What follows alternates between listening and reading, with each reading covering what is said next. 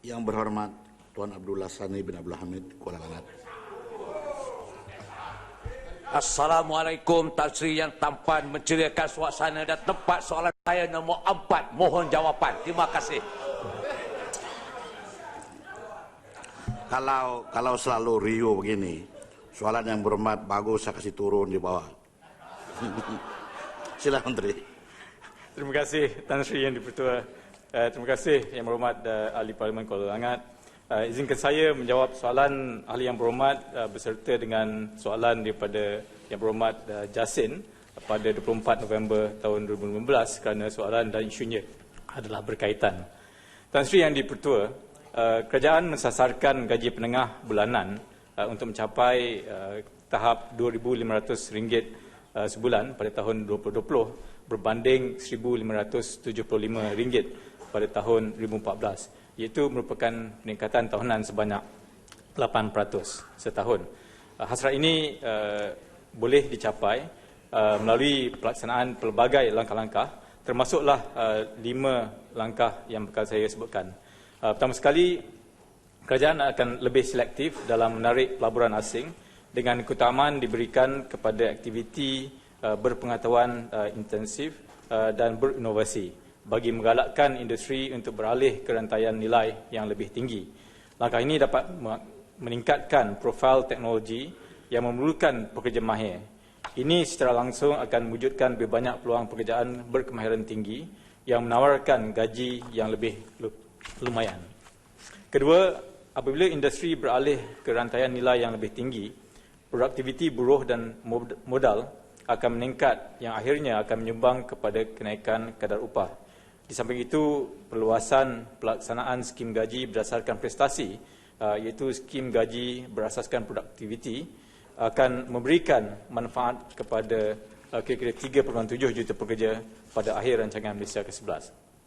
Ketiga, penguatkuasaan yang lebih menyeluruh akan dilaksanakan bagi meningkatkan lagi pematuhan terhadap pelaksanaan gaji minimum. Kadar gaji minimum juga akan disemak semula dari masa ke semasa bagi memastikan ia meningkat selaras dengan peningkatan kadar produktiviti. Keempat, kerajaan akan turut memperkenalkan indeks gaji nasional bagi menjadi panduan dan penanda aras kepada majikan dalam menetapkan aras gaji pekerja sesuai dengan kelayakan, kemahiran dan produktiviti. Dan yang kelima, kerajaan juga akan meningkatkan kemahiran pekerja melalui pelbagai latihan, baik kepada lepasan sekolah atau institusi kemahiran atau politeknik ataupun universiti. Dan di samping itu, mereka yang sudah bekerja juga akan digalakkan untuk meningkatkan kemahiran menerusi pelbagai skim. Izinkan saya senaraikan mungkin 5 daripada skim yang kita adakan. Pertama sekali, skim bantuan latihan yang merupakan skim utama di bawah Pembangunan Sumber Manusia Berhad ataupun HRDF, dan di bawah skim ini bantuan kewangan dalam bentuk geran latihan akan diberikan kepada semua jenis program latihan yang bersesuaian dengan keperluan majikan yang berdaftar dengan Pembangunan Sumber Manusia Berhad. Melalui skim ini, geran latihan khusus diberi sebagai insentif untuk majikan-majikan melatih semula dan meningkatkan kemahiran pekerja yang bersesuaian dan menepati keperluan perniagaan mereka. Skim kedua ialah skim peningkatan suri rumah dan pengaktifan semula bakat ataupun Housewives Enhancement and Reactivate Talent Scheme, HATS dengan izin. Program ini bertujuan untuk melatih suri rumah berpelajaran yang berada di luar pasaran buruh dengan kemahiran khusus bagi membolehkan mereka menyumbang secara aktif kepada pertumbuhan ekonomi negara di samping mengekalkan status quo sebagai suri rumah. Ketiga, sistem latihan dual nasional SLDN, peningkatan tahap. Sistem latihan dual merupakan sistem latihan yang melibatkan pengendalian latihan di 2 tempat penyediaan latihan, iaitu di institusi latihan dan di tempat kerja. Dan institusi latihan menyediakan pengetahuan asas teori, manakala latihan di tempat kerja memberi penekanan kepada latihan praktikal dan hands-on. Yang keempat, skim kemahiran dan kerjaya Satu Malaysia ataupun SKKIM, yang merupakan salah satu pendekatan di bawah National Blue Ocean Strategy, NBOS dengan izin, yang diperkenalkan pada tahun 2012 bertujuan untuk menangani isu pengangguran di kalangan graduan institusi latihan kemahiran awam ataupun LKA. Program ini disediakan untuk pelatih Institut Latihan Kemahiran Awam yang telah menamatkan latihan industri tetapi gagal mendapat pekerjaan. Dan yang kelima ialah One Malaysia Skills Training and Enhancement for the Rakyat ataupun One Master Program dengan izin. Program latihan ini merupakan satu lagi program di bawah inisiatif Strategi Lautan Biru Kebangsaan NBOS yang diperkenalkan pada tahun 2014 dan program ini dirumus bagi mengoptimumkan penggunaan institusi latihan kemahiran awam dan memaksimumkan pelibatan industri dalam membangunkan tenaga mahir negara. Dan program One Master Dual NDTS adalah program SLN, Skim Latihan Dua Nasional yang diadun semula bagi memberi peluang kepada pekerja sedia ada dan akan meningkatkan lagi kemahiran mereka. Jadi Tan Sri Yang Di-Pertua, melalui langkah-langkah yang dilaksanakan ini, kerajaan berharap agar sasaran gaji penengah bulanan sebanyak RM2,500 sebulan akan dapat dicapai di penghujung tempoh rancangan Malaysia ke-11.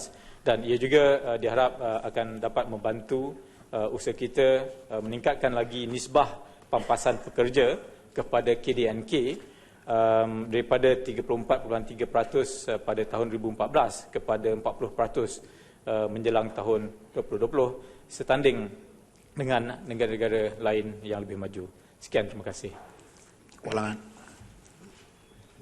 Terima kasih Tan Sri, terima kasih Menteri atas jawapan yang telah diberikan atas langkah-langkah untuk memastikan sasaran pada 2020 akan tercapai dengan pendapatan per kapita berjumlah 2,500. Namun demikian, pada baru-baru ini dalam bajet telah pun diumumkan gaji minimum pejabat awam 1,200, gaji minimum swasta RM1,000, manakala Sabah dan Sarawak 920. Dalam 5 tahun ini, dalam kerangka yang begitu singkat, saya ingin mendapat kepastian daripada Menteri, apakah boleh sekiranya kerajaan menumpukan perkara 3 yang Menteri jawab tadi, penguasaan tentang gaji minimum, untuk ditingkatkan menjelang 2020 sekurang-kurangnya dalam RM2,000 itu mencukupi untuk meyakinkan rakyat pekerja ini bahawa sasaran 2020 RM2,500. Apa pandangan Menteri? Terima kasih Tan Sri.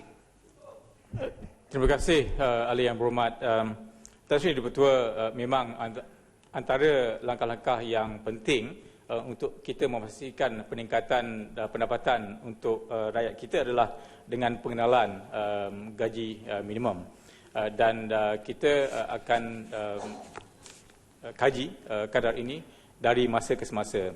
Yang terkini akan ditingkatkan untuk semenanjung Malaysia daripada RM900 sebulan kepada RM1,000 sebulan menjelang 1 Julai tahun 2016. Kita mempunyai satu mekanisme di mana kita mewujudkan National Wage Consultative Council dengan izin yang terdiri daripada mereka di pihak majikan, di pihak trade union dengan izin dan di pihak kerajaan. Dan akan dirundingkan perkara-perkara begini mengikut maklum balas yang akan didapatkan daripada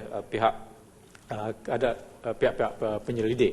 Dan ini memang kita harapkan untuk dinaikkan dari masa ke semasa. Cuma saya ingin sebutkan di sini, bukanlah mudah untuk mencapai satu persetujuan di mana setiap kali perjumpaan National Wage Consultative Council ini, mereka yang di pihak trade union akan meminta gaji yang sangat tinggi dan malah dan sebaliknya mereka di pihak majikan akan mengatakan mereka tidak mahu menaikkan gaji minimum ini. Dan disitulah pentingnya peranan kerajaan untuk memastikan agar pendapat-pendapat ini dapat dibincangkan dan supaya kita dapat capai satu tahap yang dapat diterima oleh semua pihak. Jadi memang saya setuju dengan pendapat yang berhormat Ketua Langat agar kita perlu peningkatkannya pada kadar yang lebih tinggi menjelang tahun 2020. Tapi pada tahap berapa itu akan tertaluk kepada hasil rundingan yang bakal dilaksanakan melalui National Wage Consultative Council ini. Terima kasih. Jasin. Terima kasih Tuan Sri Yang Di-Pertua, terima kasih Yang Mohd Menteri. Untuk mencapai sebuah negara maju berpendapatan tinggi, kerajaan mensasarkan pampasan kepada pekerja sebanyak 40% daripada nilai GDP kita. Berbanding apa yang kita dapat pada ketika ini 34.9% pada tahun ini.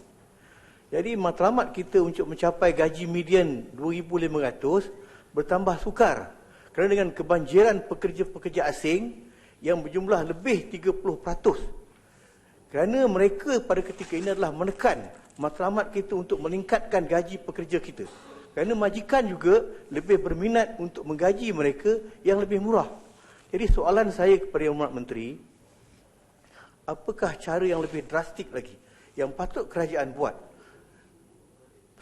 dan juga kepada pihak majikan dan swasta bagi menaikkan lagi gaji pekerja? Dan adakah majikan berkemampuan melakukannya? Kerana berbandingkan kepada produktiviti pekerja kita pada ketika ini adalah 26% sahaja berbanding dengan kenaikan gaji mereka 42%. Terima kasih Tuan Menteri. Terima kasih sahabat Yang Berhormat Jasin. Tan Sri Yang Di-Pertua, memang benar kita perlu membuat kajian bagaimana kita boleh mengurangkan kebergantungan kita kepada pekerja asing. Perkara ini telah banyak kali dibincangkan dalam pelbagai forum pemudah di mesyuarat Majlis Ekonomi, dan yang terkini kita juga banyak membincangkan isu ini di peringkat Jawatan Kuasa Khas Ekonomi yang saya sendiri pengerusikan. Dan review of this foreign labour policy is actually very important, dengan izin, kerana kita perlu memastikan bahawa harga yang kita bayar kepada labour ini merupakan harga yang ekonomi. Jadi apabila kita pastikan bahawa kos untuk menampung kehadiran pekerja asing ini di Malaysia ini dapat ditetapkan pada harga ataupun kos yang sesuai, ini akan mendorong majikan-majikan untuk mengambil pekerja-pekerja tempatan. Dan dari segi kemahiran, ini yang antara perkara yang penting yang ditekankan dalam rancangan Malaysia 11 adalah untuk mempertingkatkan kemahiran rakyat kita. Ini sebab itu penekanan terhadap TVET di Technical Vocational Education and Training dengan izin adalah amat penting. Dan kita dapati sebuah contoh, kalau kemahiran mereka di peringkat kimpalan pada sertifikat yang rendah, gaji mereka mungkin 1,500, tapi apabila mereka diberikan latihan dan certification yang lebih tinggi, gaji mereka akan melonjak kepada peras 3,000 dan sebagainya. Jadi ini antara langkah-langkah yang akan kita laksanakan, dan seperti yang saya sebutkan tadi telah banyak kali dibincangkan, dan insya-Allah kita akan tekankannya sekali lagi dan akan laksanakan. Insya-Allah. Terima kasih.